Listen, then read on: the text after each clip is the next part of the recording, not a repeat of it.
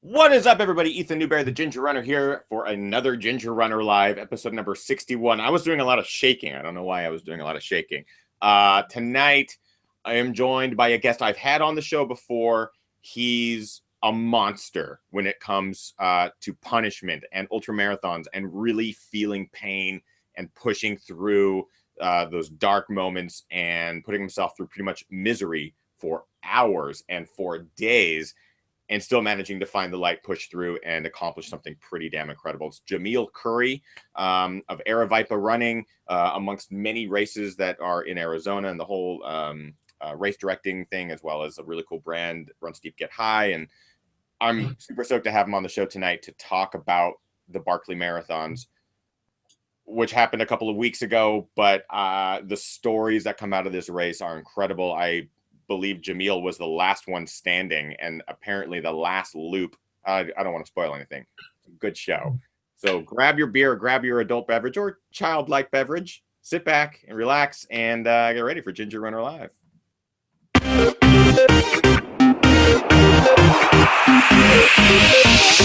Ginger Runner.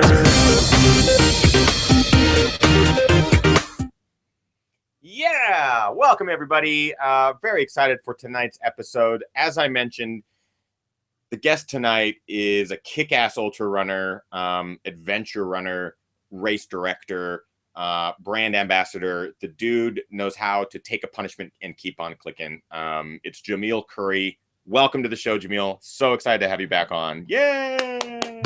Thank you, Ethan. Great to be back. Thanks. How you doing, man? I'm doing pretty well, still just trying to recover from Barkley a couple of weeks ago. And we were talking a little bit about the after effects, but they're alive and well. I have a feeling we'll be able to kind of talk about how you are right now as a result of the race. Can you give a synopsis of what this race is to those who might be tuning in that maybe have heard about it or not familiar with it? Because it's insane. Sure, yeah. I mean, I think it's kind of regarded as the toughest 100-mile race in the world. It is a race. A lot of people say, oh, it's just a fat ass. I mean, there's an entry process and there's an entry fee, and there are no course markings out there that they put out. It's really more about self-reliance. Each loop they call 20.0 miles. It's in the description they give, but it's more from what people say about 25 to 26 miles. You're not allowed to carry a GPS, so we don't really know. Each loop has somewhere around 13,000 feet of climbing. So you start doing the math, 5 loops is going to be 125, 130 miles with over 60,000 feet of climbing.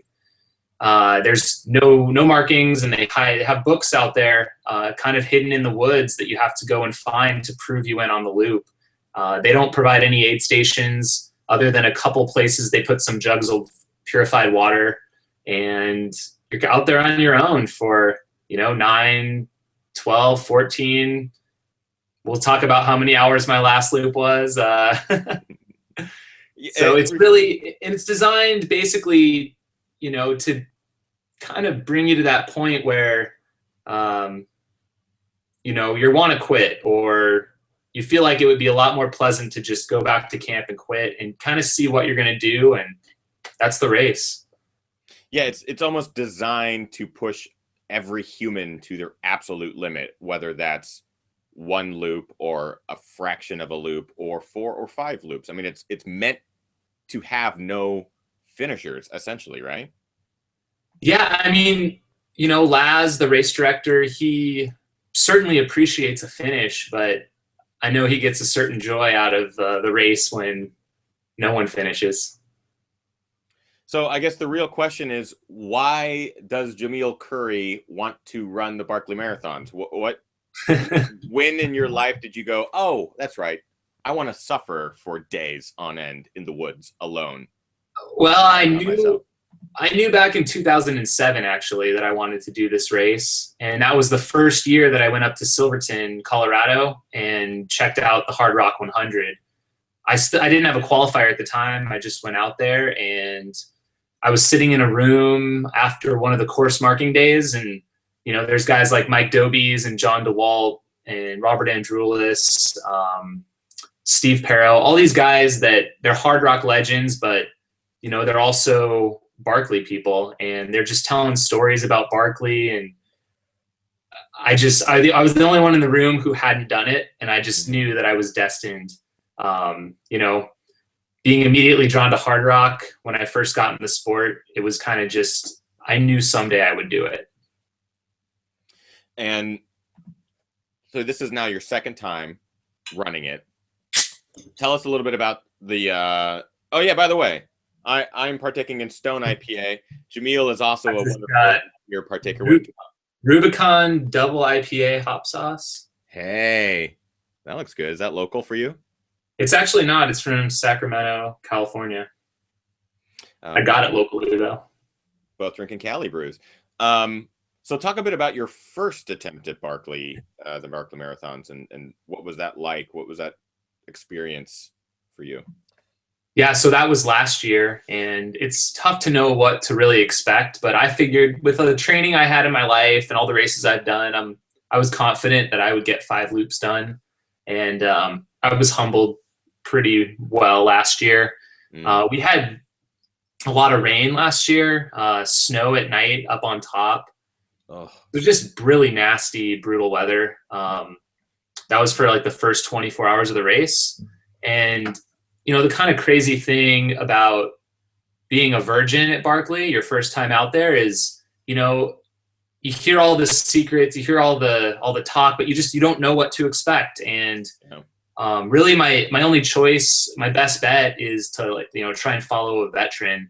And I chose the Abs, Beverly and Alan Abs. They've completed multiple fun runs. Bev is one of the women that's gone the furthest in the race. Okay. I think she's done 2 or 3 fun runs now. She's a phenomenal athlete. And so I stuck with them, and the end result was a fun run finish in just shy of 40 hours, which is the cutoff.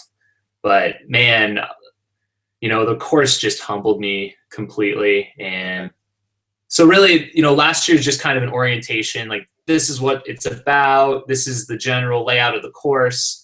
And then, I knew I had to return. This year it was a lot more about kind of really learning, really dialing in the course. And, being a veteran this year, I didn't have to latch on to one of the veterans and just basically hang on for dear life. It was kind of, I was on the other side of the table this year. I had people looking to me to kind of lead them around and kind of take the lead on some of the different sections. So that was interesting. Yeah, and you mentioned completing a fun run. For those who are not privy to that, that is 3 loops, right? That is 3 complete loops in a certain amount of time? Right. Yeah, that's 3 loops in 40 hours. To complete the whole race, you have to do 5 loops, and you have 60 hours. And they have intermediate cutoffs, so every loop is basically 12 hours. So like last year, we didn't complete loop 3 by 36 hours, so we couldn't continue even if we wanted to.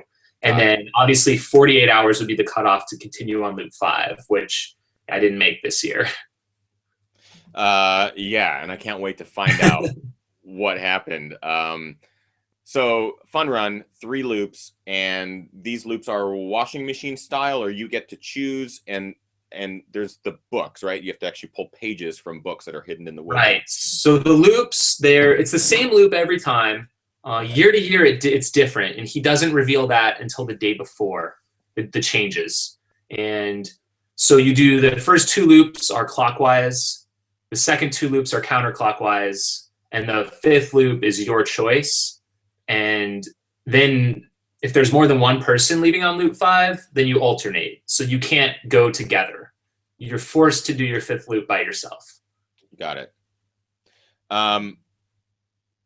But this year, 2015, for Jamil Coury, isn't just about the Barkley Marathons. Following your progress up to this year's Barkley, you managed to finish Hurt 100, and you're also signed up for 2 more absolutely brutal races. Why did you choose 2015 to be the year to destroy Jamil Coury? And I think you have a name for it. What are you calling it? What's going on? Well, so I'm calling it the Slam of the Damned. And, that was a name that was I put it out on Twitter. I said, hey, what should I call this? And Chris McDougall, actually, who wrote Born to Run, was the one who came up with the term. He just responded back. But I didn't really choose this. I think maybe it chose me, since all 4 of the races that are part of this are all like lotteries. Right. So they're not only hard to get into, but they're some of the toughest 100-mile races in the world. And it just kind of all fell into place, and it fell into place pretty quickly. Hard Rock, I think we'll hurt lotteries first, and then there's Hard Rock in December. Barkley, they decide around the new year, and then UTMB was in January. So I think I found out right before I went to Hurt that kind of all 4 of those races were going to line up for me this year.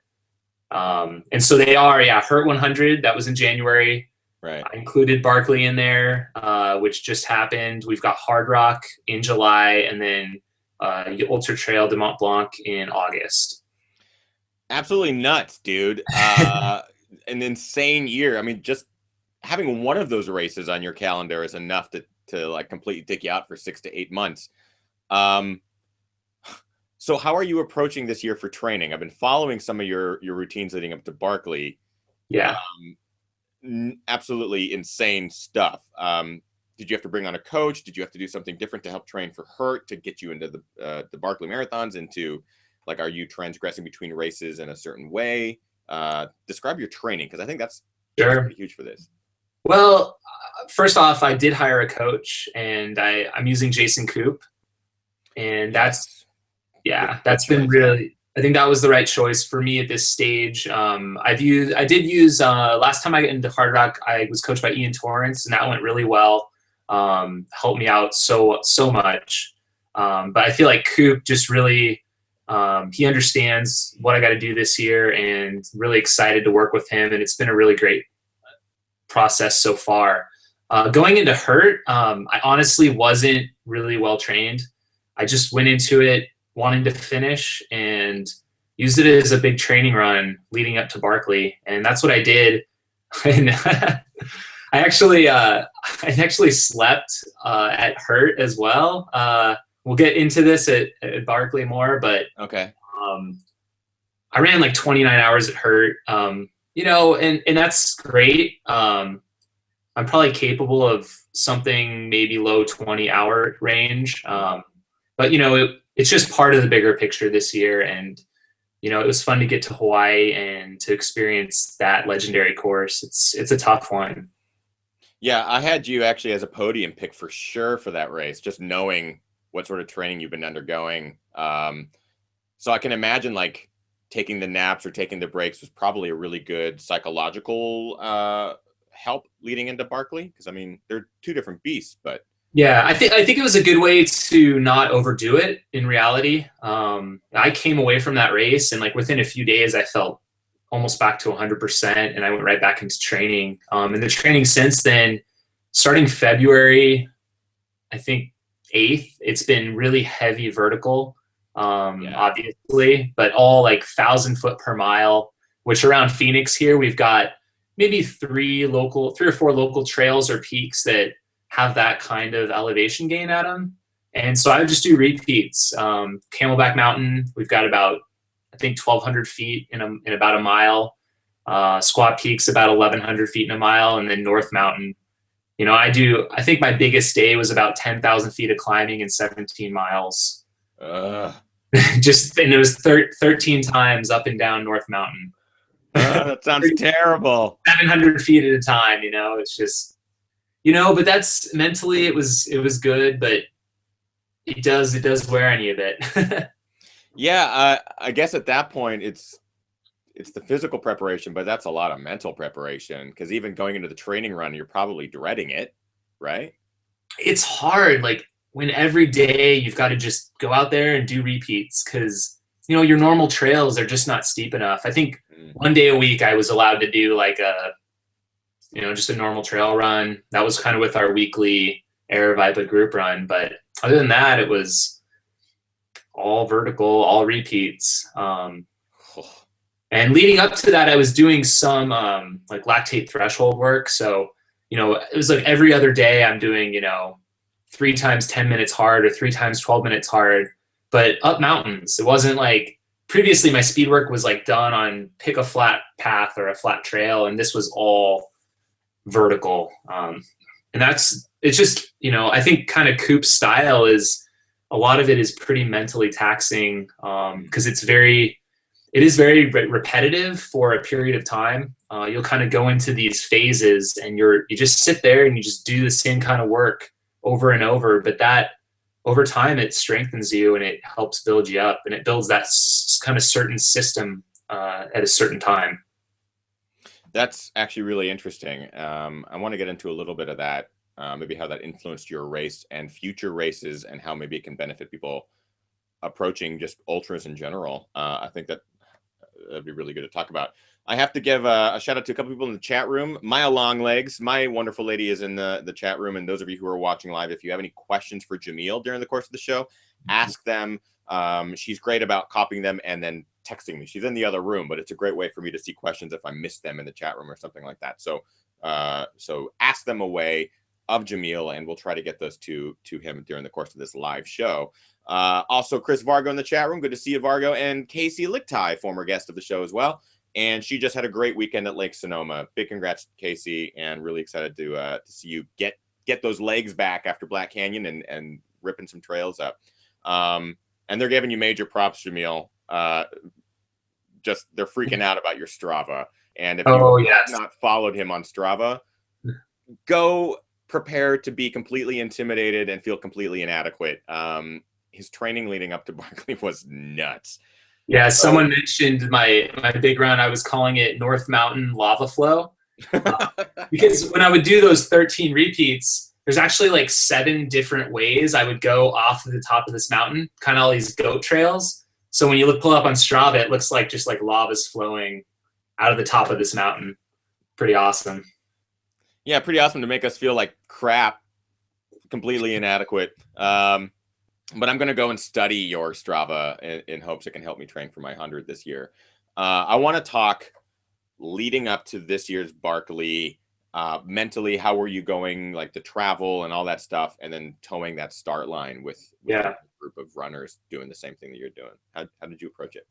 Well, the biggest thing was learning from last year's mistakes, right? So, fortunately, my girlfriend, Sabrina, she traveled to the race with me again. So had the same crew as last year. And that was just really great. She's been at pretty much all of my races since 2011. So, she knows what I need and what I need to hear, what I need to be told.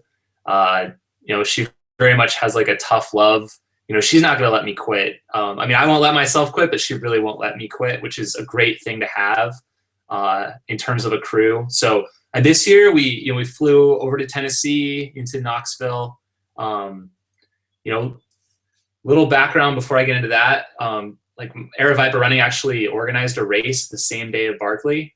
So I was kind of really busy with preparations for the Crown King Scramble, like all the way up until, Thursday when I left for Tennessee. And so we flew in, and this year we rented a U-Haul van. You might have saw a photo we posted of it, but that was great. Like we actually slept in there the night before the race.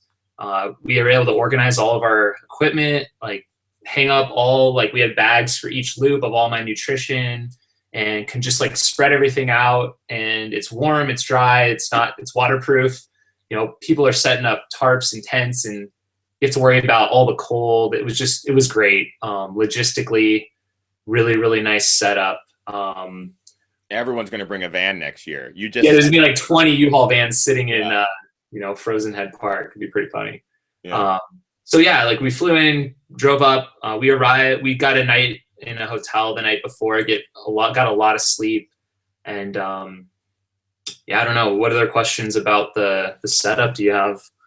Yeah, let's actually talk a little bit about so sleeping the night before. You were sleeping in the van. What did you do for nutrition, or how did you set that up? Knowing what you already knew about the course and the multiple loops, how did you have it set up so you could come in and try to be as efficient as possible? Yeah, so last year I didn't really pack enough kind of the normal running foods. Like gels and shot blocks and chomps and things. I had read, I think, Nicodemus Holland's report on he suggested you're out there so long, you want to get like a lot more fat and protein. So that's kind of what I did last year, and it just didn't work for me.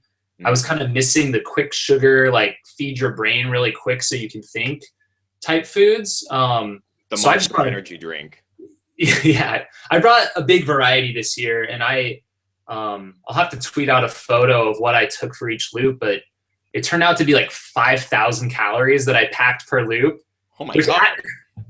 It kind of turned out to be too much. But if I did get sick of gels, like I had enough calories of other stuff, like Cliff Bars and chomps and things to get me around. And of course I had some couple mashed potato burritos I carried on each loop. Really good. And then in between loops, I would usually get something hot. They would heat up some soup or noodles real quick. Some like sushi rolls with just rice wrapped in seaweed. Really simple, but kind of real foods that I could get in camp, and then send me out with, the more quick burning foods on a loop. So. Did you ever get sick of any of it at any time? Any of like the typical 100-mile nutrition issues that people talk about that they reach, where they can't keep food down or anything like that? Did you have any of those scenarios? I didn't have any. I did really well nutrition-wise this year. Pretty much no issues.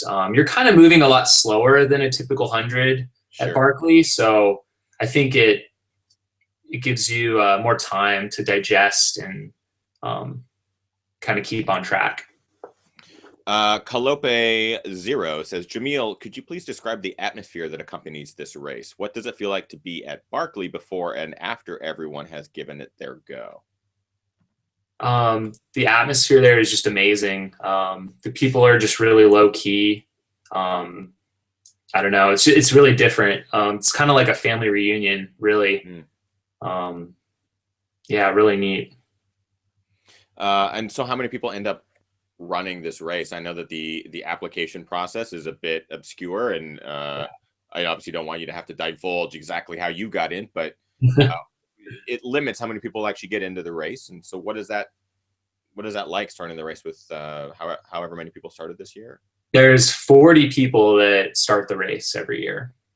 So families, do they bring crews with them, or is there not really access for crews? Is it kind of just one person, or?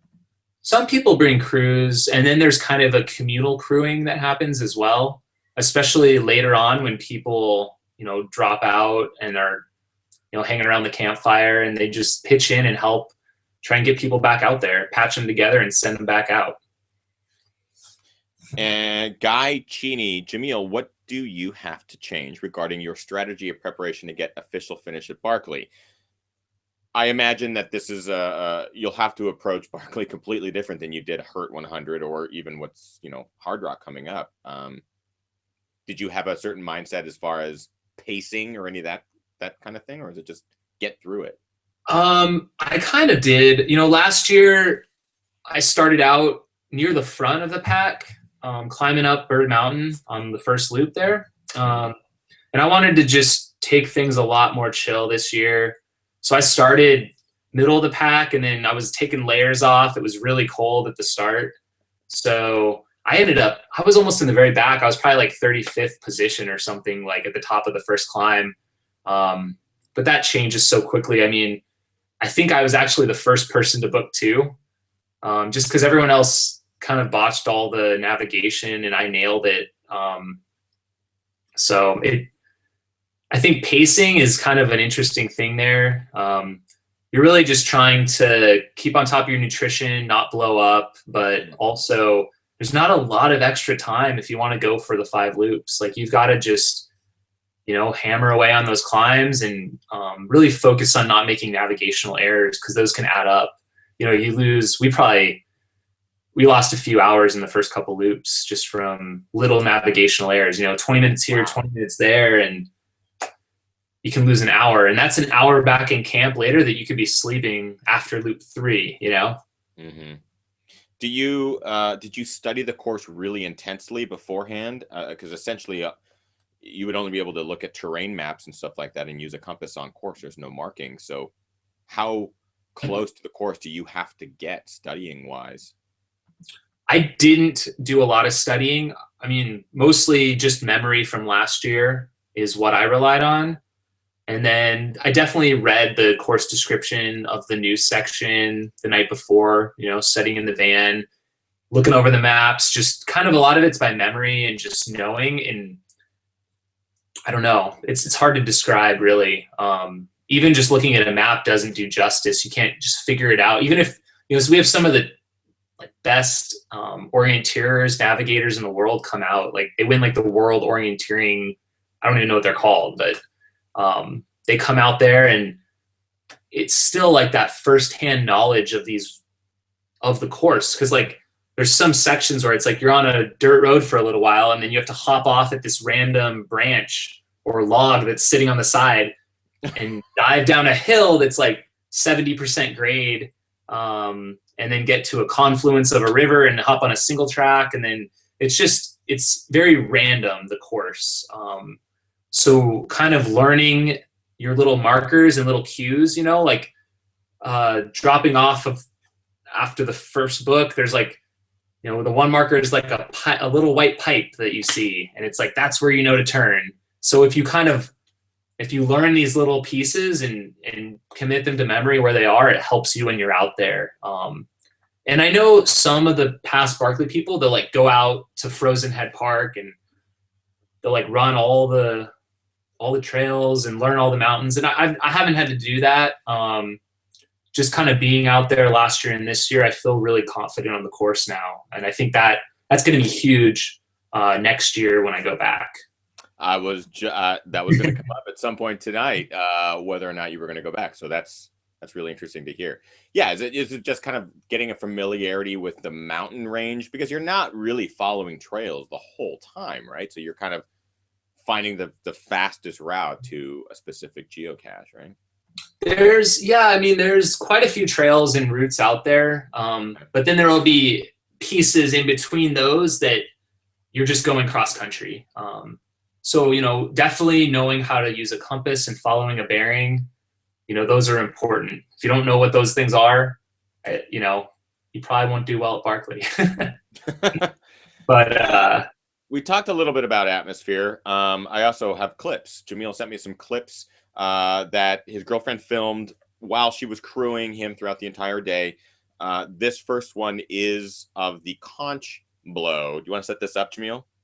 Yeah, sure. So the race, we don't know what time it starts. Sometime between midnight and noon on that Saturday morning race day.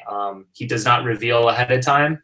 So he blows this conch shell, and then 1 hour later, the race will start. So we had no idea.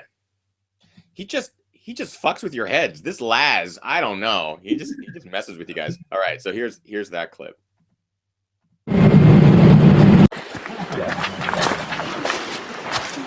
At all. No. How you doing? How are you guys? Good. Good to see you. Good to see you. You are cute. Have you ever had a false conch?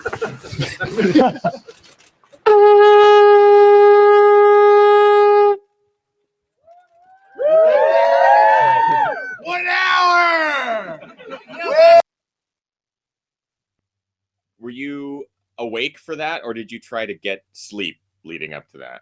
I was awake for that this year. I actually filmed that little piece, but it was 10:22 in the morning. Okay. So it's actually the latest start he's ever had in the race. So we started 11:22 a.m.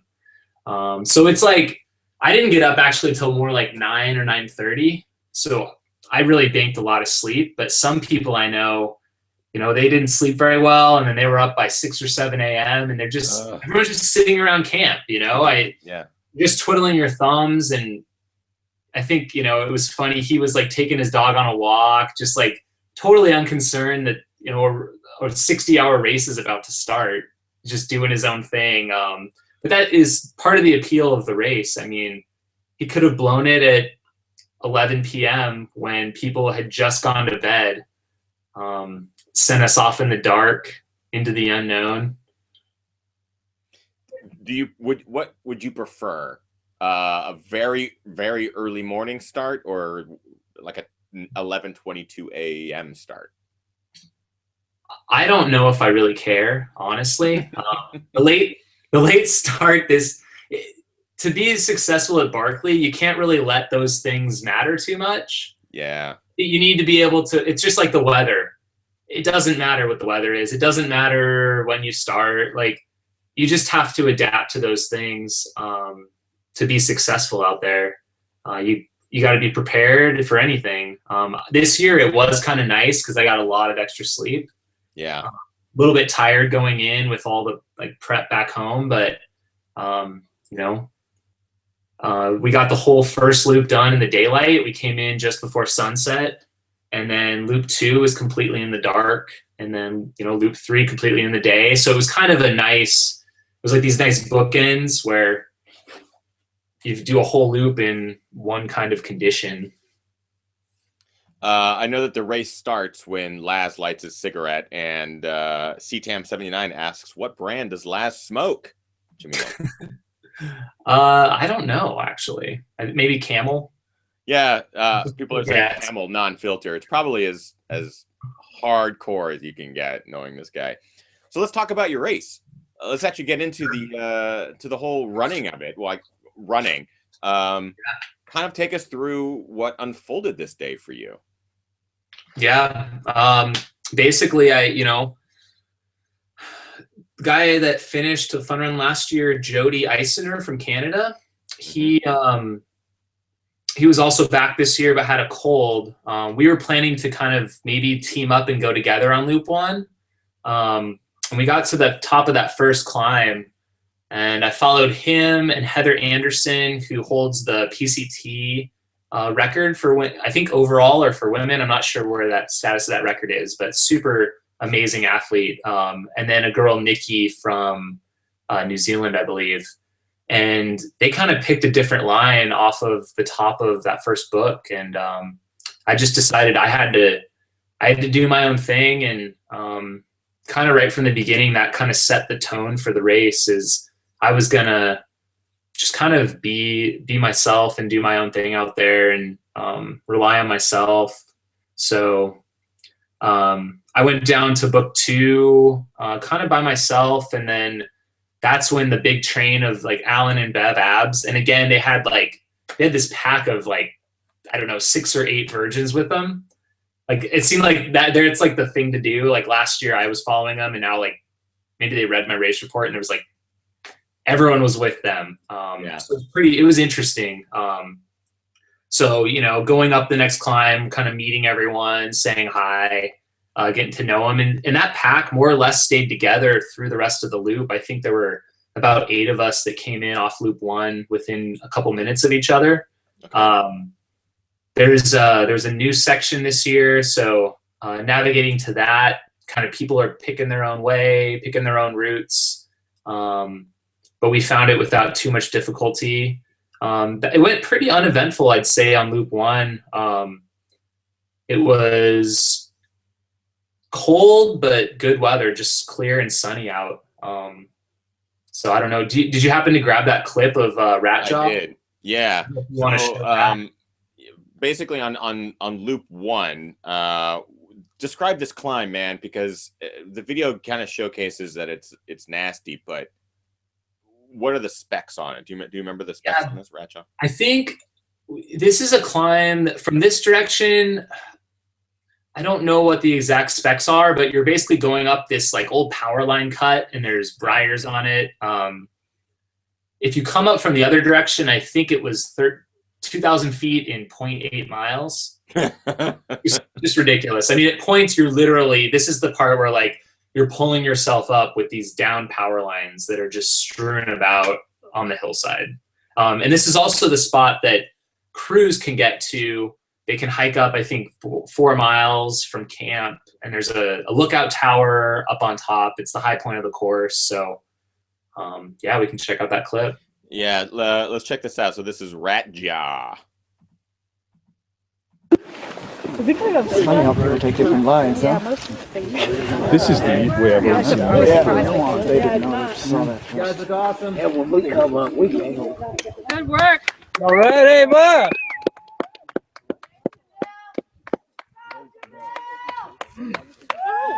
You're right. Yeah, he's, All the way down.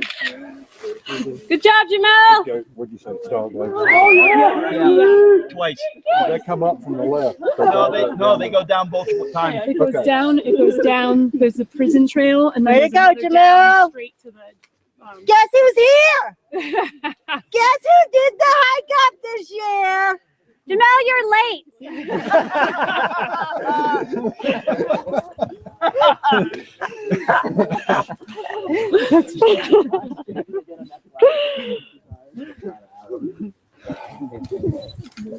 Don't you know how to meet a girl on time? It's really cold. And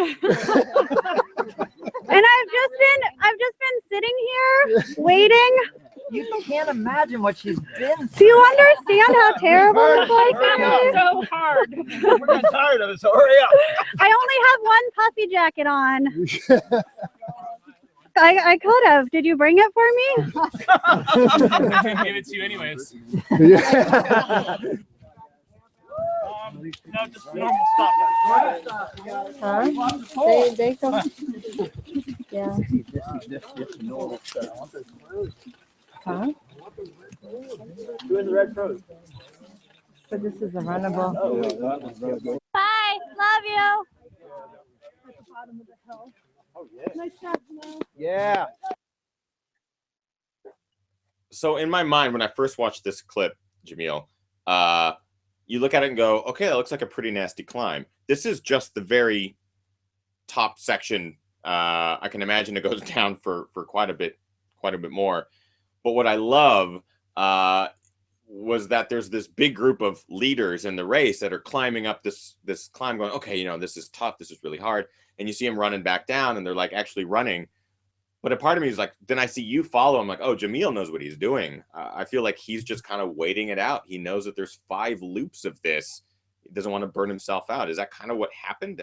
Do people tend to go out too hard, too fast, too soon? I mean, I think people are going out pretty hard. I mean, Ava was leading at that point, and the abs were in that pack. I don't know. It's tough to say. I mean, I was right behind him, but I wasn't like stressed about being right with him. And you know, like, yeah, that clip doesn't do justice to the course. I mean, I see a lot of these comments like, that doesn't look so bad, but that doesn't show the steepest pitch of Rat Jaw, which is kind of down below the corner. That it kind of levels out, and there's one little steep pitch there at the top. But there's a lot to this course. I mean, there's a reason why, I don't know, just you can actually experience Rat Jaw.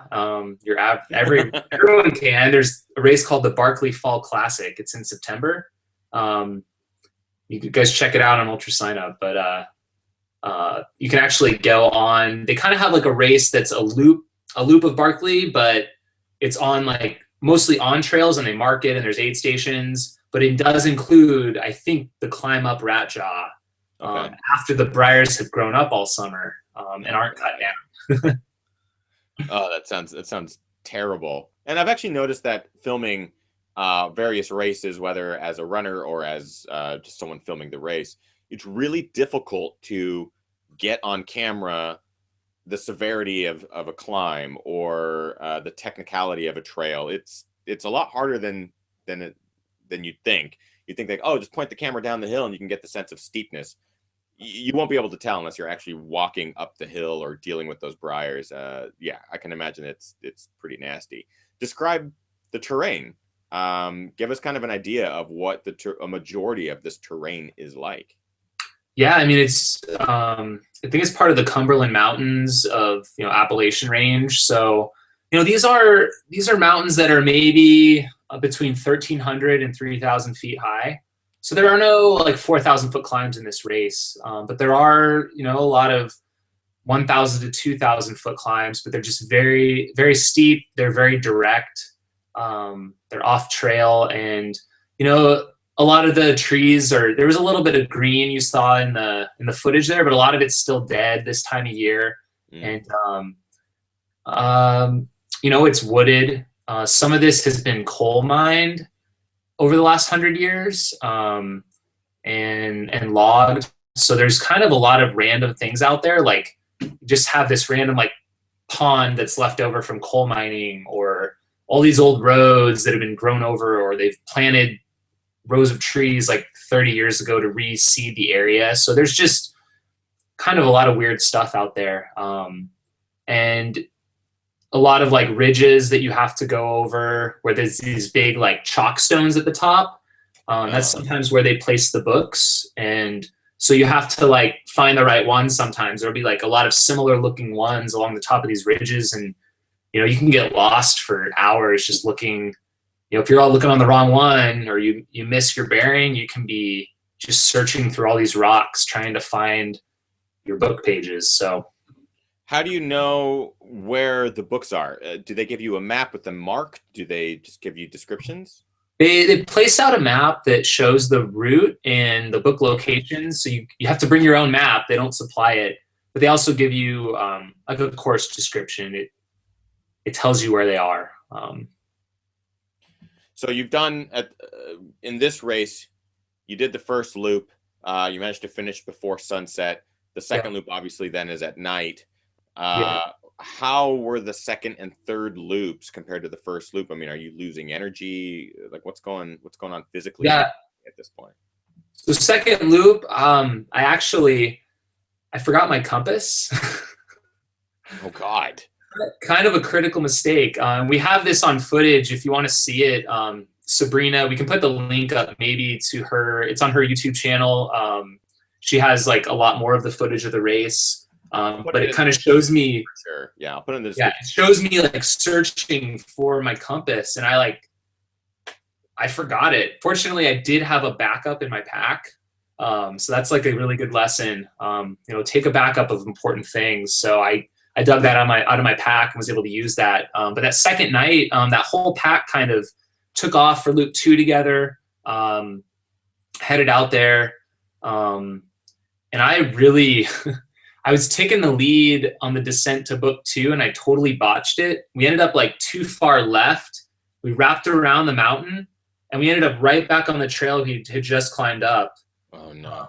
And had to like climb back to the top. I felt really bad because I was with like this big group, and but that stuff happens out there. I mean, you kind of get a little confident and you think you can just do it without taking a compass bearing, and that stuff happens all too often. So right after book 2, I was just kind of I was a little upset about that. I just took off up the hill, and this guy, John Kelly, followed me up and no one else hung with.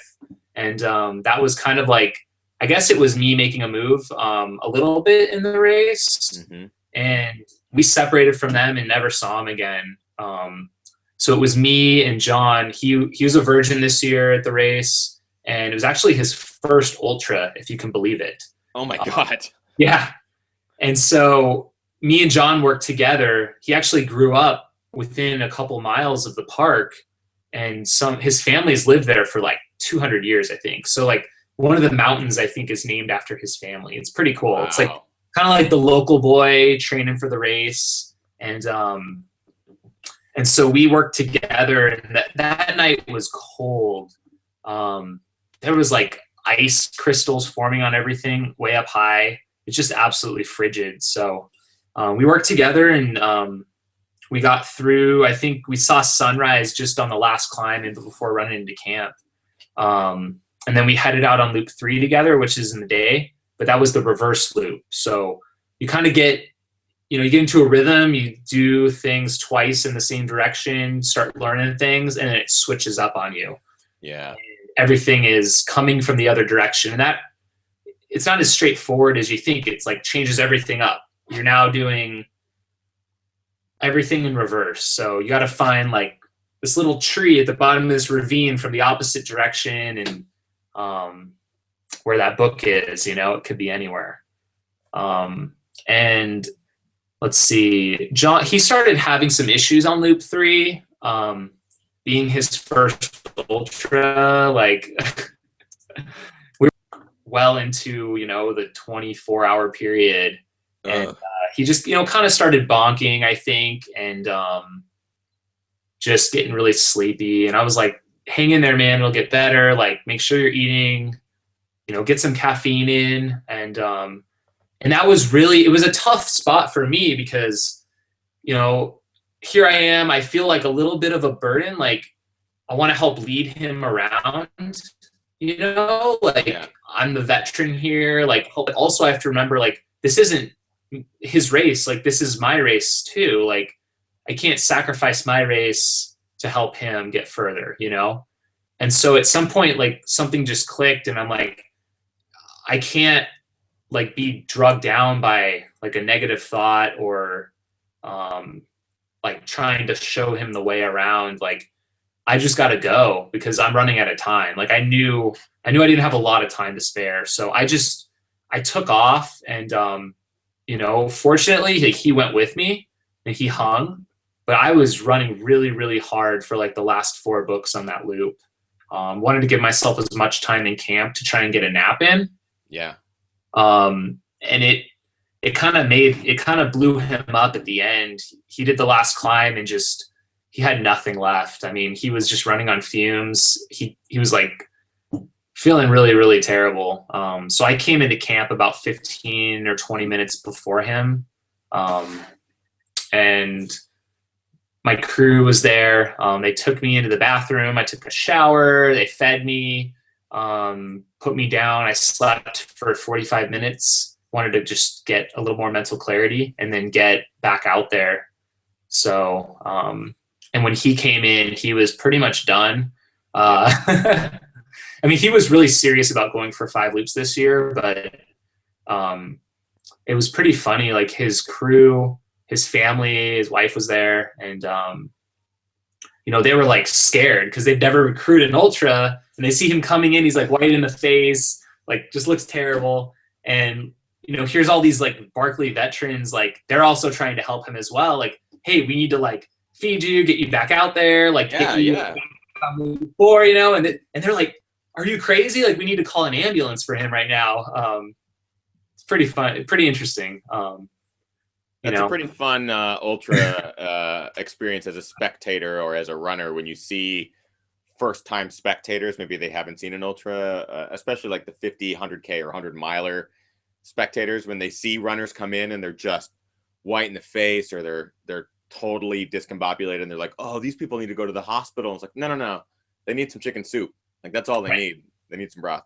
So he did not continue loop 4 with you then? No, he didn't. So I headed out on my own, and he did not. At this point, you were the only person standing?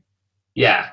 I mean, there were still people out there they were on loop 3 still, or loop 2 coming in, but we were the only ones to complete the fun run this year under the 40 hours. We were like 33 hours. And so I headed out with 90 minutes before the cutoff on loop 4. It was like 10 p.m. Okay. And I was amped up. I was a little doubtful on loop 3, but I was like, my crew, like Sabrina, they just gave me the right words. They're like, you can do this. Like, the other 5 loop finishers, they came in around the same time. You can do this. I charged out hard. And then I got kind of to book 2 in that direction, and I headed out, and I was on the right path, but I just got confused. Like, I think just being that second night is getting tired. And I thought the river should have been like higher than it was, and like compared to where I was supposed to be. And I thought I was like just in a totally different area than I was. So I was like, I'll lay down, try and clear my head. And it ended up, I slept a little too long, started going again, got tired. It started raining at this point. A storm was blowing in. So I was just like alternating, like sleeping and trying to crawl up this hill. I eventually reached the top and just crawled under like a rock essentially, and woke up probably a couple hours later. Like, my feet were frozen and I was just wet and cold, and the fog was rolling in. I knew like 5 loops wasn't really going to happen at that point. I just, I pulled out my space blanket and just kind of tried to warm myself back up. And ended up kind of sleeping for several more hours until the sun came out. And that was more or less the end of my race. Kind of slept away loop 4 essentially this year. But when I woke up, I was at book 3, and I decided I still wanted to complete the loop. You know, I went out there, I started loop 4, I was going to finish it no matter what. So I spent, I think, the next 8 to 9 hours, well over the cutoff at this point, completed the loop, got all 12 pages, and came back into camp right about when they were starting to send people out to like look for me and search for the books that I hadn't yet torn my page out of. So, right. You were the last person out on the course at this point. Is that also correct? Yes. Yeah. So there, I actually pulled the clip from Sabrina's video. I think it's really great because it kind of shows two sides of this coin. So Jamil's out on the course, sleeping and suffering and basically trying to survive in the cold of the night on loop 4. But he's taking a very long time. So the rest of the crew and camp, including Laz, sends out a crew. Here's the clip. We know he's in the second half. They're going to look halfway through the second half to see if he's in the last quarter or the first quarter, or the third quarter or the fourth quarter. Yep.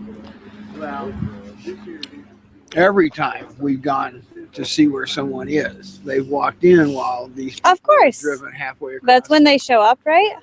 They're not planning flights. And he's really just on the far end of the time I would have expected him if he was taking his time but finishing the lap. But they want to go check these things before it gets dark, which is perfectly reasonable. Guy. All I took was for me to come back. Awesome. You got all the pages? Yeah. Damn, I must have missed You must have missed him. How did you miss him? How did you miss him? Fail. They're looking for you. Are they really? Yes, they are. Sorry. Big nap? Yeah. Big nap. I got really confused going up zip line. I didn't think I was on the right path. I couldn't like understand it, but I think I was on the right path. So then, but then I was like, oh, I'll take a little nap. Maybe my head will clear up. And then it started raining, and then I ended up sleeping under one of the things up on Indian Knob. So that's where I was. And I decided to just finish loop 4, take all day, and yeah, sorry. Woo! Welcome back. We're glad you're in one piece, man. Thank you. Sorry to worry you. I am afraid I wasn't too worried. Okay. I was only at the point of, okay, we need to start getting concerned and setting it up. I've had a great deal of confidence in your self-reliance and Yeah. ability to take care of yourself. Yeah. Because you were having an adventure more than anyone else. Yes, I was. You owe us an extra quarter, man. Oh my Yeah. I love that clip. It's a little bit longer, but because it shows Laz, I feel like we kind of get a good sense of who Laz is. As much as he's kind of this stoic, wants everyone to suffer and wants everyone to be punished, he also is still caring about every single person that's out there. He cares for the safety, but also at the same point trusts all of you as well. Did you ever have any fear at any point while you were out there, not being able to find the way back, getting lost, or being physically unable to get back to the start finish? Not really. I mean, I took a pretty bad fall at one point, but no, my biggest fear continuing on loop 4 was honestly for Sabrina being back at camp and just making her worry. It's really hard for them because there's zero information for them about us out there. I mean, there's no live tracking, there's no aid station checkpoints, there's absolutely nothing. And I was out there for 21 hours, without any word. I didn't see a soul on loop 4. So no one really knew where I was except myself. And that was, a hard thing because I knew that she was there just having to be talking to everyone and worrying, and they're talking to her. And it was hard for her. just to deal with that. And it's kind of a really tough thing to crew at Barkley. It might be harder to crew there than to run it. Yeah, I mean, I was also going to say that I don't think they'll ever change. I can't imagine Laz agreeing to putting tracking devices on runners or anything. I think it's going to stay exactly what it is forever, which is scary for the crew, but just fine for you. So in your mind, you're out there, you're sleeping under rocks, and you're on these ridge lines, and you only have a couple of pages. You have two choices. You either go back to camp and make everyone feel good and know that you're safe, and you've already come to the mental decision to quit, or not quit, but just not be able to continue a fifth loop. What is that decision in your mind that I'm not going to go back to camp? I'm going to spend the additional hours, no matter how long it takes, to get these pages and let people worry, but know that I am safe and get back. Like, what is that? It's part of, I think, just who I am, and the type of runner I am. Like, I'm not going to quit. If I start a loop, I'm going to finish it. If I start something, I'm going to finish it. So that was, and I thought also, I mean, while Sabrina was worried, I also knew like she'd be mad as well if I quit and come back. I mean, it was like literally probably 3 or 4 miles of an easy downhill, regular old trail to get back to camp from almost anywhere on this course. So, but I just knew it was a nice day, and it was also kind of free training for next year. I mean, you don't get to go on the loop normally. They don't allow you off trail at Frozen Head. So I kind of took a little bit of advantage of that too. Like, I can kind of firm up my navigation on a reverse loop and make sure I know it well, and, plant the seeds for next year too. Yeah. And I will also say that clip I just showed, basically the next 30 seconds or a minute or so, or I want you guys to go watch it. I think it's worth it. It's a really cool kind of behind the scenes, what it takes to crew and stuff like that at Barkley. But there's this emotional moment where you embrace each other and the camera stays rolling as she's holding it in her hand, and the hug is long. And you can tell that it's because she had been worrying for 21 hours, and you've been out there suffering for 21 hours. And it was kind of this subtle release of everything between both of you. It's this really wonderful moment that I encourage all of you guys to go watch. It's silent, but if you watch the whole video, it's kind of this beautiful thing. I have to give you major credit, man, because you were the last person out there. You managed to do the 4th loop in 21 or so hours. You collected all of the pages. That's the other thing, is that you didn't just, I give up, show me Quitter's Road. You collected all of the pages. You did everything you needed to do to finish lap 4, even if it was well beyond the time cutoff. So, yeah, you're gonna go back next year? Absolutely. Here they are too. Look at that. All 12 from, I think, actually, I don't know what loop this is from, but anyways, I am going to go back. I am. I've got to finish this thing. I've got to do 5. I know I can do it. And, I hope to do that next year. And, it's funny. Leon Lutz, I think he writes for I Run Far, and I think he's going to be writing a story about, the Slam of the Damned and the journey of that. And, the question was, well, is the Slam dead? I didn't finish Barkley. So, is it done? I don't know. Like he said, I don't think it is, and I don't think so either. I think, 4 loops is, it is a failure. I think I had a pretty epic failure, but the story continues, and, I'm going to be back. I can't imagine. I'm not going to consider that a failure. Laz would. Yeah, Laz absolutely would. Any chance he gets to make sure that no one finishes that race, I'm sure he'll latch onto that. But finishing 4 laps in the amount of time that you managed to do it, you basically survived longer than any other human out there. So in my mind, you kind of won this year's Barclays, even though it's technically not a finish. You still have 2 races ahead this year. How are you mentally preparing to go into those? Do you think they're even going to compare to what you've already been through? Well, I mean, I love Hard Rock, and I've had some blow ups at Hard Rock, and I'd like to correct that this year and really have the race I think I'm capable of. So that's obviously the next goal. And I mean, Barkley, I wanted to finish it, but I wanna race Hard Rock. I have 2 finishes there, but I really want to race it and give my best.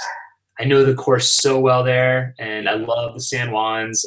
I spent 1 to 2 months every year up there since 2007, and really excited to go and kind of and run with all those guys, see what I can do. And then UTMB, same thing.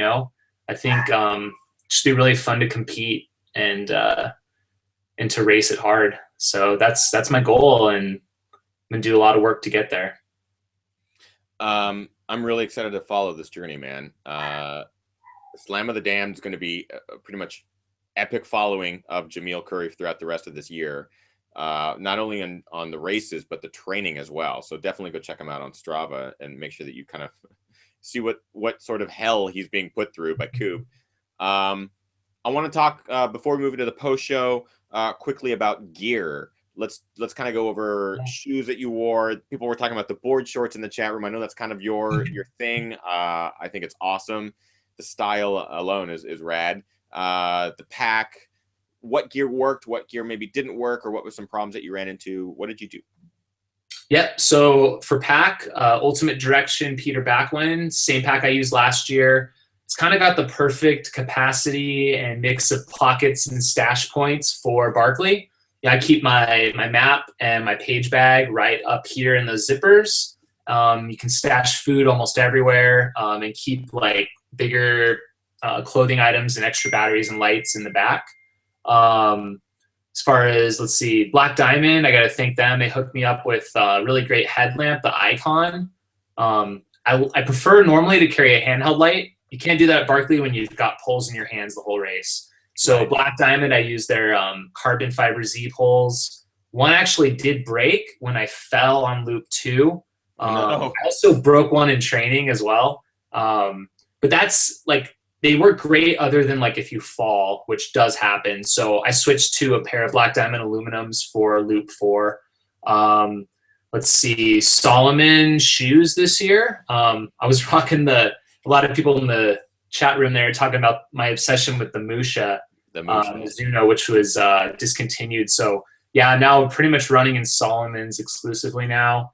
I use the Fellcross 3, the S Labs for loops 1 to 3, and then the the Sense Ultra 4 that just came out for loop 4, and those I actually pulled those literally out of the box and wore them on loop 4. So wow, great shoe. I think Solomon, it just fits me well and has the grip necessary for Barkley. So I'm trying to think what else. The board shorts and the long Target girl socks. I wear those for protection from the briars. Keeps my thighs from getting all scratched up, and then the long socks keep them from getting slashed as well. Yeah, I think that's most of it for gear. No specific other clothing. I've seen you wear the board shorts for multiple races. You've been rocking those for years now. Do you want to give away any of your secrets, or is the brand off limits, or where you get those, or any of that kind of stuff? I mean, the ones I was wearing in that clip were just Billabong ones. I have a variety. I think I just started wearing them to keep it casual, when you're out there. I think if you get too serious about a race, sometimes you can psych yourself out. I probably won't be wearing board shorts for Hard Rock or UTMB. Probably be wearing Solomon stuff, but it's definitely necessary for Barkley. Well, man, I can't congratulate you enough. I am so just in awe of your accomplishments this year so far. And we've got 2 races to go and tons of training ahead of you. It's going to be really, really fun to follow. And I would love to have you back on after each of the races. So again, I would love to talk to you about Hard Rock, maybe even leading up to it or after. Same with UTMB, because you are a Hard Rock, like, you've been there, you've trained in those mountains, you've been to the races, you've raced it before, you've had some really amazing blow ups and comebacks. I'm stoked to see what you're going to do there this year. I would love to talk to you more about that leading up to it, maybe even coming back after. Where can people find you on social media, and talk a little bit about Aravaipa running as well, so people can actually sign up for your races? Talk a little bit about that before we move into the post show. Sure, absolutely. On Twitter, Jamil Coury. Twitter, Desert Runner, Desert RNR. Instagram's Jamil Coury. Facebook, you can just find me by my name. You can also find like Run Steep, Get High, or Aravaipa Running. We've got over 20 races. We've got some sky running events coming up. One in Silverton, it's the Kendall Mountain Run, the weekend after Hard Rock. It's going to be awesome. We'll have band and beer and post-race party at Montana and downtown Silverton. It's awesome stuff. Also, Flagstaff Sky Race coming up in October. It's going to be just really good stuff. Billy Yang's got a nice little film out on that, Sky High Flag. So check it out. Yeah, thank you. And I can't wait to actually make it out and run one of your races. Come on, Ethan. Come on over here. 6-hour drive, I think, is all it is. It's nothing. I'll actually be in Flagstaff hopefully in a couple of weeks. But maybe we can incorporate some sort of loop in with Aravaipa and do some training runs or something. Yeah, if you're up in Flag, call me up. We'll have to go running. Yeah, so Arizona, I'm coming to you hopefully very soon, and hopefully some Aravaipa stuff in there too. But yeah, I want to run one of your races. They always look like a party, fucking fun, the best people, the best race directors, and you are a delight to have on the show. So thank you so much, Jamil. Everyone who's watching live, go follow him, go show him some love, show him some support, follow him on Strava so you can feel bad about yourself, because he's kicking all of our asses out there with the elevation and the training for these huge races. We're going to move into the post show. I don't want to keep Jamil too long, but we are going to ask any other question that maybe wasn't asked during the live show. So if you have more questions for Jamil, ask in the chat room and we'll relay them to him post haste. If that's even how it works. Once again, thank you for watching live. You can follow me on all the social networks as well. On Twitter, it's at The Ginger Runner. Facebook is also The Ginger Runner. On Instagram, it's at Ethan Newberry. We do these live shows every Monday at 6 p.m. Pacific Standard Time live, and you can tune in and ask questions. It's a lot of fun. And don't forget to visit patreon.com/thegingerrunner. Basically, it's the best way at this point to help support what we're doing here as far as live shows, reviews, and films, and travel expenses and all that stuff. So if you like what you're watching and you want to help support it for as little as $1, you can go help on a monthly basis at patreon.com/thegingerrunner. That is it. We're going to move into the post show. Thanks again, Jamil. Applause to you, my friend. Love what you're doing. Thank you. You got it. So we're going to stick around for the post show, and thank you, guys. Here we go.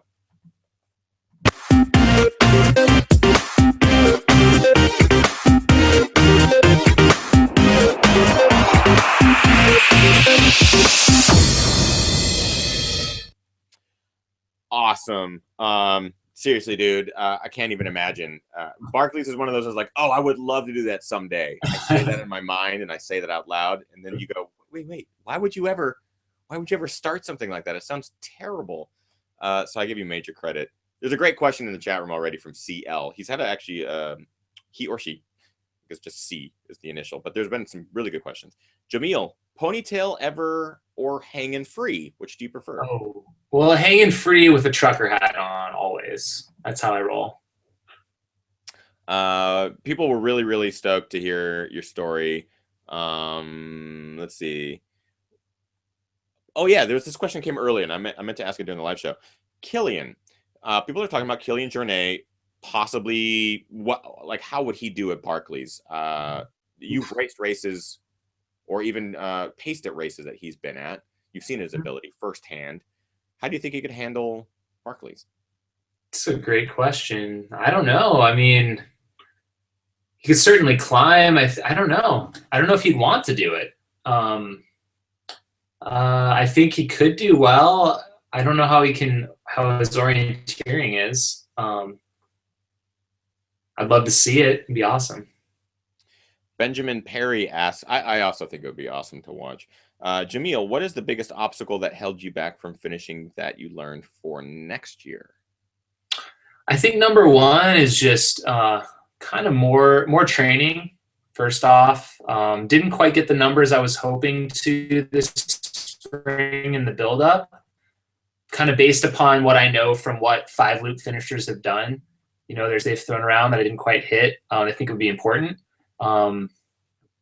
Maybe also a little more Red Bull. Oh, I don't know. did you run? No more napping. I have a tendency to nap a lot. This is what I get from people. They tell me this. So I think less nap, I would have done it. CL clarifies and says he's a dude, bro. Well, CL, I appreciate you watching the show. From Sam Giro, Jamil, vegetarian or meat man? What's your diet? Regular diet? Vegetarian, vegan, actually. I think I actually remember that from last time we had you on. We talked a little bit about that. This is from Raul Engel, frequent visitor of the show, frequent viewer as well. Good guy. Jamil, exactly define what a fun run means to you. What a fun run means to me? I don't know. I mean, I've got 2 of them now. I don't know. Failure, I guess. I mean, a fun run actually. No, I mean it is, but a fun run actually. I mean it's a nice consolation. I mean, it definitely, to me, a fun run. I mean, I think it's probably tougher than hard rock. Just finishing a fun run at Barkley, honestly. Yeah. I mean, you don't get anything either, right? There's no belt buckle. There's no flashy T-shirt or anything. You walk away just with the knowledge that you did something a handful of humans have done. Yes. I mean, even if you finish the full 100, the 5 loops, you don't get anything. God, that's awesome. You don't have to go out on another loop. That's what they say. Steeltown Runner asks, would Jamil ever race the world champion 24-hour race just took place? Would Jamil ever race 24 hours? One of my very first ultras was a 24-hour race. I prefer mountains to flat, but I mean, I wouldn't say I wouldn't do it again. This is from Jonathan Pope. Jamil, do you feel like some of the magic and secretive nature of Barkley's is gone? It's become quite publicized. Good question. Yeah, there's a lot of discussion about that. There's kind of a Barkley email list. And, some people aren't happy with like all the publicity. I mean, even this year, they were trying to keep some of the media out of the prison area. You have to actually go under Brushy Mountain State Penitentiary, which is kind of one of the coolest parts of the courses. And they were telling the media, hey, you need to stay out of there during the race. And I mean, a photographer followed me all the way through the tunnel, all the way into ripping my page out. He was like right in my face, kind of the same stuff last year. Oh, wow. I mean, I think it's definitely cool to see some footage of the race, but I can understand where like the old timers like really don't want that and feel like it kind of messes up some of the history. But I think it'd be awesome, like Ethan, if we were to somehow get you out there next year. I mean, I would invite you right now, even help get you out there if we could make that happen. In a heartbeat, in an absolute heartbeat. We talked very briefly about it this year, and a part of me was like, yes, I would totally do that. I think we need to make it. I think we need to make it happen next year because next year is going to be a 5 loop. So yeah, I mean that's what I'm thinking more as well. post show about this. I would do it for sure. A part of me this year also thought the exact same thing that you just mentioned. I always consider myself kind of this new school guy coming in and doing these live shows and making these films, and I've tried to be really patient and do you want to come like sensitive, right? Like I don't want to just come in and be like, hey, let's make some films and do all this crazy stuff, especially for a race like Barkley's or even hard rock, because there is so much. There's this big wave of new media coming in and documenting these races, whether it's live or they're making films about it and stuff. And I'm just trying to be kind of sensitive to the history of the races and the people who have been doing it for decades. And, I'm this new guy coming in and I don't want to be a dick or a jackass and try to push people out of the way. But if it's something that like documenting your experience as an ultra runner who's also there trying to kind of gauge what the hell this race is, I mean, I would be all about it. So let's absolutely make this happen for next year. I think we can do something really cool, and I think next year's the year. I mean, not that I knew that I wouldn't do it this year, but I mean, I think next year would be awesome. And you're not allowed pacers or anything like that, right? So I couldn't come out with you on the fifth loop or do anything even remotely like that. Oh yeah, I mean, if you watch Sabrina's video, you'll see like once you get your bib number, you know, these are like this is like what page number I have to collect when I go around. Oh, got it. Okay. That's how that works. Like, you know, this is page 125 of some book, you know, so I have to go out and rip those pages out. Once you get your bib number to head out on a loop, you can't receive any aid until you're done with that loop and you turn your pages in. So when I forgot my compass, like he literally, you'll see in the video, he hands me my bib number, and then I'm searching for my compass, and then I'm like, I don't have my compass, and I like, can I get it? They're like, no, you're on your own. You've got your bib number. So yeah, there's no pacers other than people in the race, you know. That's pretty incredible, but I'm down. We'll figure out logistics. We'll make it happen. Because I agree. You're a 5 looper next year, man. There's no doubt about it. I saw there was a question about Laz smoking and like being a runner or not. Like he used to be a runner. Oh yeah, that was a big discussion earlier. Yeah. Interesting thing. He actually still runs, like, or walks at least. He's actually completed a 100-miler every single year for like the last 30 years. Really? Yeah. And That's he's got amazing. one plan. He's got one planned for September. I think it's called Race of the Ages. And it's because he still wants to get his 100 in this year, but most races have a cutoff that's too short for him. Like he can do 160 hours, but he can't do one in 30, right? So he's actually organizing a race, I think in September, where it's like whatever age you are, that's how many hours you get to run. And it's through a park. So, but that's like, so like, you know, 30-year-old, if I went, I'm 30 years old, I get 30 hours, I run as many miles as I can, but someone who's 70 gets 70 hours to run as much as they can. But we're both competing for the win. So people who are like 60 or 70, but still pretty fit, I mean, they could probably do 200 miles in 70 hours. There's no way I could do that in 30. They actually have an advantage. It's kind of cool. That's amazing. It's called the Race of the Ages. I think so. I think it's on Ultra Sign Up, but Laz is going to do 100 this year. That's so awesome. So that is amazing. He's obviously passionate about the sport. It's not like he's just some guy. He's been writing columns in Ultra Running magazine since 1981, and he still does today. He is awesome. He's really cool. This is from Mitch Muhlenfeld. Of course, I'm probably pronouncing it wrong. Jamil, if you could live anywhere besides Colorado, where would you want to live and why? Missoula, Montana? That's where he lives. I don't know. I mean, I currently live in Phoenix, Arizona, so I think Colorado would probably be my second choice if I wasn't living in Phoenix. Steeltown Runner asks, do you have any internet at oh, actually no, that's a completely different question, but I'm going to actually make this 2 questions. So his question is, do you have any interest in any other Laz event, i.e. the Backyard Ultra, the Vol State, etc.? Probably first would be Barkley Fall Classic. I wouldn't say I have immediate interest in the others yet. And then I'm going to add the question, do you have any sort of internet or Wi-Fi signal or anything like that while you're at Barclays? I mean, does your crew have any access, or is it like no signal? Good luck. There's very spotty cell phone coverage out there. So I think there's a couple of people tweeting, but I think they kind of have to walk around camp with their phones to try and get really any good coverage. But I mean, I don't carry my phone when I'm out there running.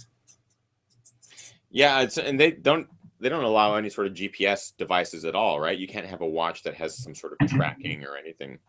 No GPS allowed, not even an altimeter.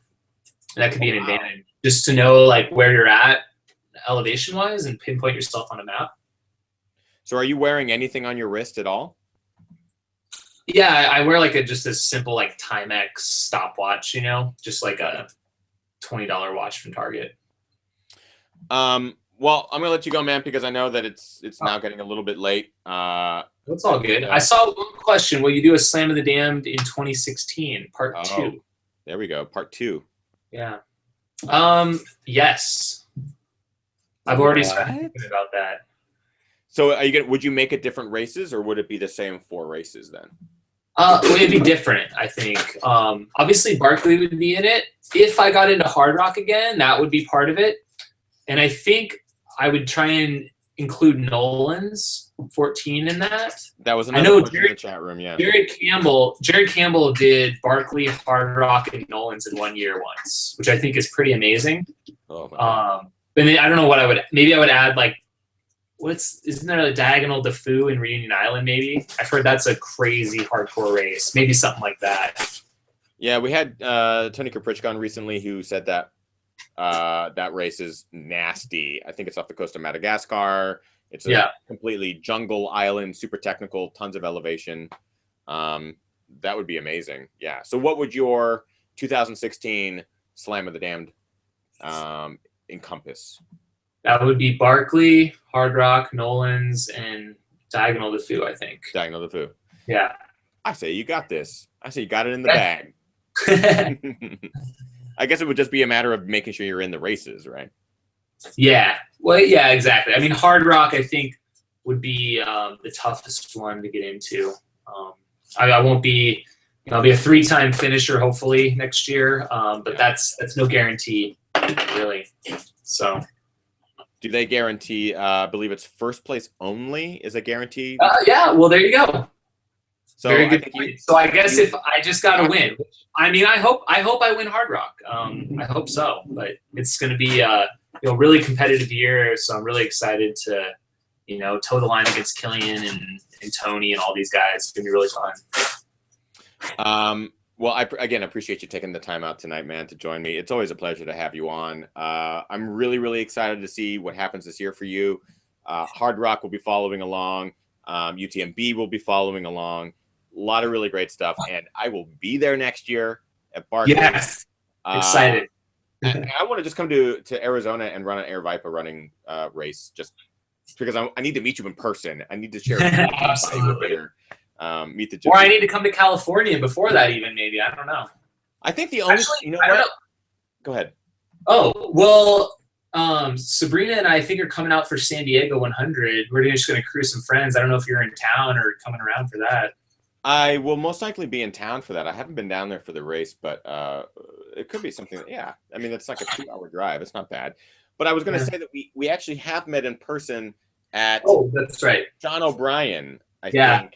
Last year. I was sick on the trail. Do you remember that? What happened? I remember that. I remember passing you. You were like healed over. Just what was going on? You were running the 50-mile? Yeah. I mean, it was like my birthday weekend. I got sick. I don't know. Like I randomly get sick. I got the flu right before the race. I threw up the morning of the race. And then that was like enough to make me start.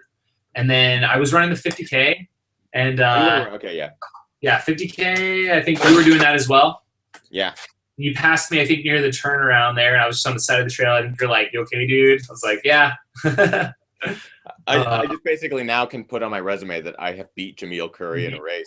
You beat me. I think it was like a 7-hour 50K. So, but what's amazing is that you managed to party all weekend, birthday, get sick the morning of the race. It wasn't even a party. I was just, I don't know. There's sick kids in the house or something. I don't know. You still killed.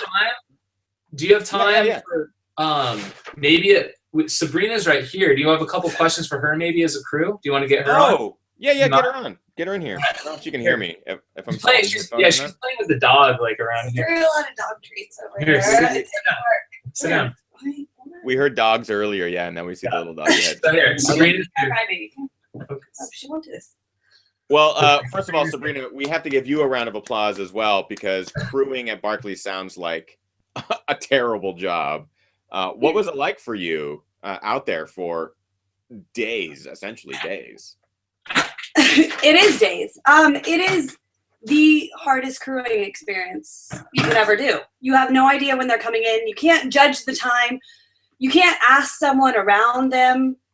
Like at Hard Rock, when he came in a couple hours late, I could say, "Hey, has anyone seen Jamil? Where is he at? Is he coming soon?"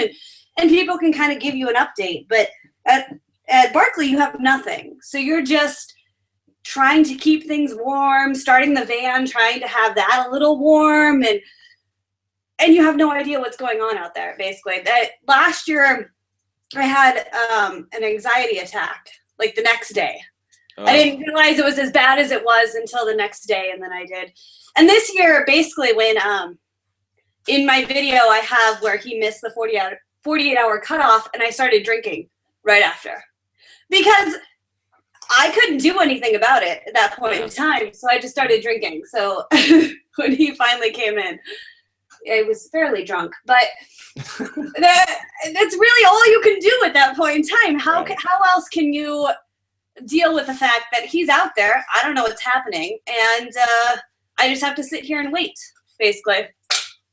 Yeah, I mean, if you think about other ultras or just longer adventure races, even you have a set of miles that you know that this runner is going to take 6 miles to get from this aid station to this point where I am.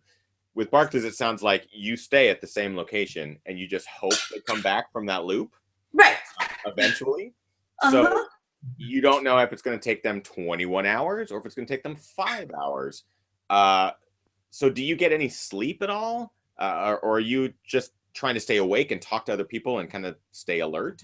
Well, having the experience from last year, I knew that I could sleep. So as soon as he left on loop 4, I did go to sleep. And what happened was I woke up and I saw on my phone that Leon had posted something about not seeing Jamil out at Ratjaw. So I knew that he was sleeping. And the first thing I did was I said, oh, he's sleeping. I know that he went to sleep before he got to, well, book was Ratjaw at? Was it 3? I think book 5. So I knew that he was sleeping before that. I know him pretty well, and I know he likes sleep. So I knew that he was sleeping, but it's still a stressful thing because, all right, he went to sleep, but at what point did he wake up? Because people were at Ratjaw until I think it was, I don't know. It was 5 hours into his loop that they were there. So they went out in the middle of the night. Like they were up there waiting to wait for me, just to waiting. Yeah, but I never came. So I knew that he hadn't gotten there at that point in time, and then I kept telling people, oh, I know he's sleeping. I know him, and I know he likes to sleep, and he can sleep through 5 children, like jumping on his bed, like screaming at him. So I knew he could sleep through a rainstorm or anything. But you still have those doubts, those momentary things. Everyone starts sending you Facebook messages or posting on your Twitter and saying, I hope he's okay. And that gives you those doubts. Despite knowing him, it still gives you that momentary doubt process. Yeah, I mean, I remember following you on Facebook and seeing you update and be like, oh, it's 20 minutes until the cutoff for this final loop. Let's hope Jamil comes in. And there's all this anticipation, like social media is going, oh, he's going to make it. He's going to make it. And then when Jamil doesn't make it, everyone's like, oh, well, shit. Where the hell is Jamil? No one knows where Jamil is. Yeah, people are like, oh, he'll come search like right away. You're like, I'm okay. Well, and at that point in time, my phone was dying, so I put it in the bathroom, and I started drinking, as I said. At 48 hours, it was on, and I kept going back to my phone, and I would look, and I would send my friends messages, and I'd be like, should I be concerned? Like, I'm really scared right now, and they were like, it's Jamil. We know him. Yeah. And then I had to reevaluate my feelings, basically, and I was like, oh no, I am fine.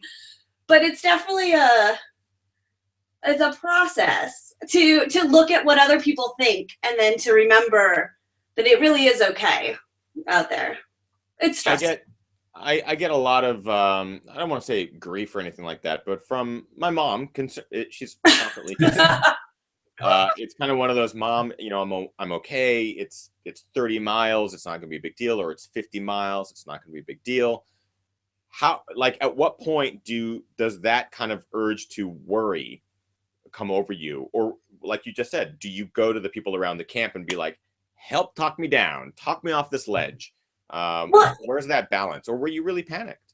No, I think that people around the camp, everyone around the camp is fine. I mean, Barkley people it is absolutely my favorite ultra to be at. I love Hard Rock too, but Barkley's a whole nother step of just, we're going to hang out and we're going to eat Barkley chicken and we're just going to talk. And everyone's fine out there. It's fine. They all come in.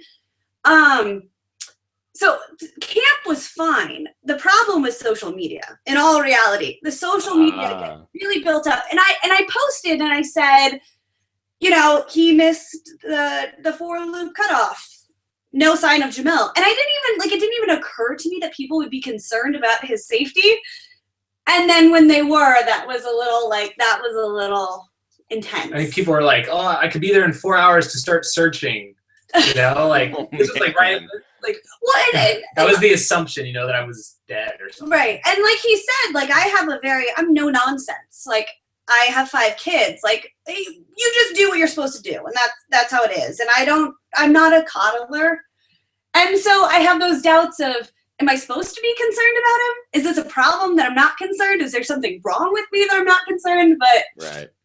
In the end, I know that he sleeps anywhere, anytime. So I knew that was really, in the end, what he was doing. And I think that when we talked about it, I could tell you every spot that he slept at, right? Yeah. every period of time. Yeah. Are you going back next year? Are you going to crew again next year? Of course. I love Barkley. It is my favorite race, and I love just sitting around the campfire with the old guys and like talking shit. And I mean, they had this moment before the 48-hour mark came, and it was like, well, if he comes in before 48 hours and if he decides to go out, and I was like, well, is there an if?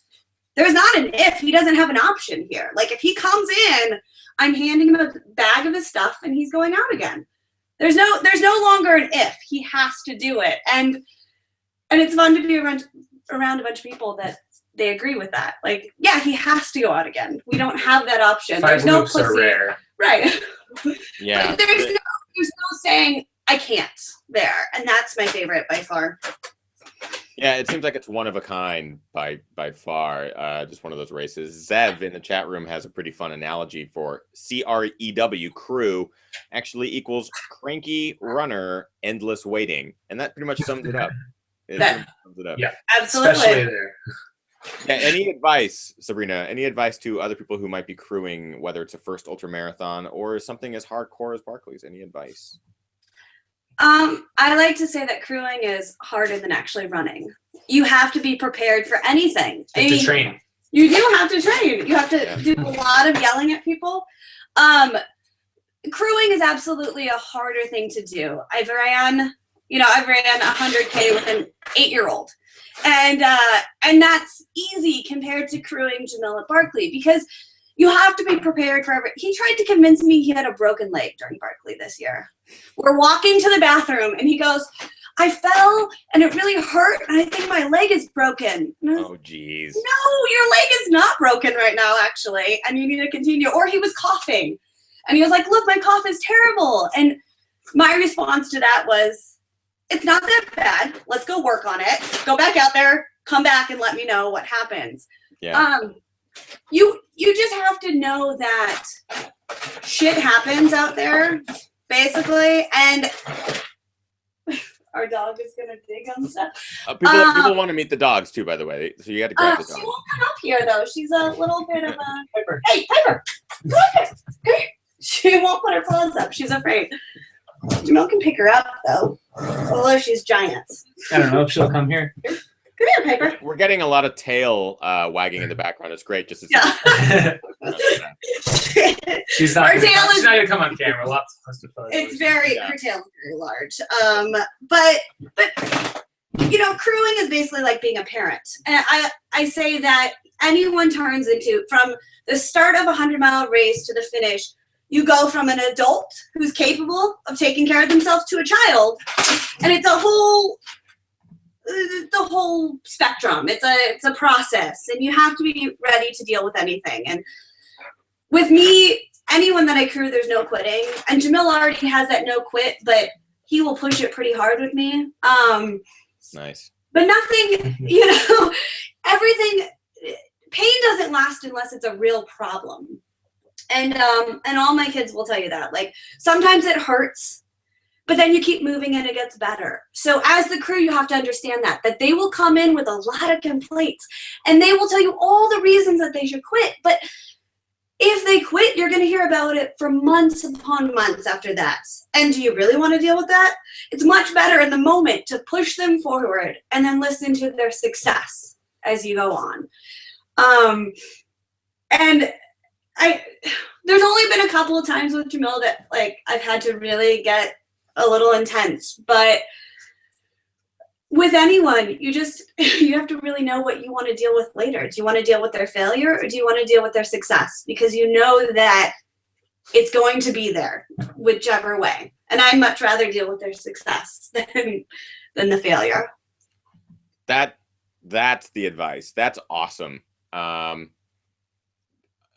think that's great for anyone that's watching, whether you're embarking on your first ultra and you have a crew, whether they're family or friends or loved ones, spouses.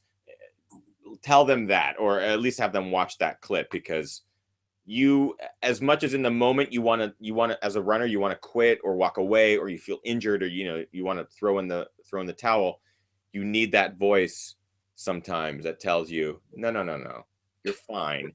You might have a bit of an issue right now, but 21 hours from now, you will be much happier with 12 pages in your Ziploc bag, and you come back and you'll be able to say that you finished 4 loops. It's absolutely true. So that's great advice, Sabrina. I have to thank you guys for coming on. Now 2 guests, great, for making this post so worthwhile. So again, remind people where they can find you on social media. Let's see, Desert Runner, Desert RNR on Twitter, Jamil Coury on Instagram, Run Steep Get High on YouTube, Aravet Running, also 7 Wild and Free on YouTube. That's where you can find the Barkley video. And I'll actually include the link to that video in the description of this video. So if you're watching this on YouTube, just check out the description. There'll be a link to the actual film. It's like 26 minutes. It's great. A lot of behind the scenes. And if you're listening on a podcast, guess what? This part's not included in that, so you're not hearing it. I have to thank all of you who are still watching live. This has been a really awesome post show. I like doing these post shows because it kind of gets another side of the runner and sometimes an additional crewing party, for example. I agree.